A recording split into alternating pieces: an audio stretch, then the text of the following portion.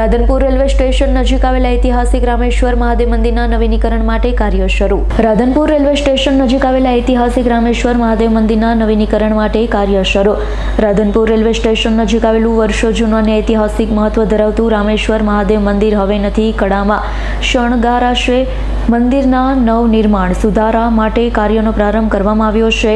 આ મંદિર રાધનપુરના ધર્મપ્રેમી નાગરિકો માટે શ્રદ્ધાનું કેન્દ્ર રહ્યું છે। મંદિરને વધુ સુવ્યવસ્થિત સજ્જ અને ભવ્ય બનાવવાનો ઉદ્દેશ્ય રાખી લોક સહભાગિતાથી કાર્ય શરૂ થયું। મંદિર ટ્રસ્ટ સ્થાનિક સેવાભાવી લોકો તરફ તમામ ધર્મપ્રેમી જનતાને વિનંતી કરવામાં આવી છે પુણ્ય કાર્યમાં યથાશક્તિ સહયોગ આપી ભવિષ્યની પેઢી માટે ઐતિહાસિક મંદિરને ભવ્ય બનાવવામાં મદદરૂપ બનવા અપીલ કરાય। મારું નામ વિરાજી, રેલવે સ્ટેશન રાધનપુર રહીએ છીએ।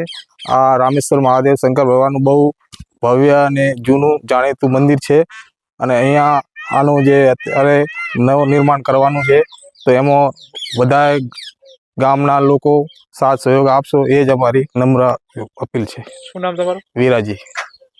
હું રેલવે સ્ટેશન રામેશ્વર મહાદેવમાં રહું છું।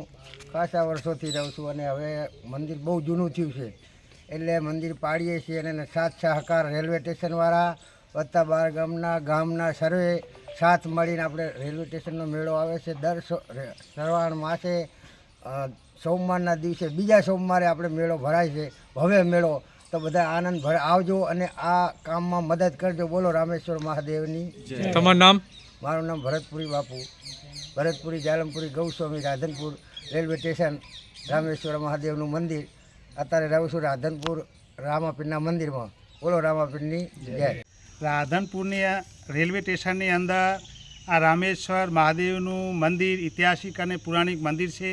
શ્રાવણ માસની અંદર પવિત્ર શ્રાવણ માસની અંદર બીજા સોમવારે અહીં ભવ્ય મેળાનું આયોજન કરવામાં આવે છે। રાધનપુર અને આજુબાજુ ગામડાની શ્રદ્ધાળુઓ મોટી હજારોની સંખ્યામાં અહીં ઉમટી પડે છે, પરંતુ અત્યારે આ રામેશ્વર મહાદેવનું મંદિર જર્જરિત થઈ ગયેલ હોવાથી એમનું ફરીથી નિર્માણનું કામ શરૂ કરવામાં આવેલ હોવાથી શ્રાવણ માસે નજીક આવેલ હોવાથી અહીં રાધનપુર રેલવે સ્ટેશનના સ્ટાફની વાત કરીએ તો EN સાહેબ વત્તા PW, IW અને EN વત્તા RPF, GRP બધા સ્ટાફનો અમને સાથ સહયોગ ફૂલ મળી રહ્યો છે।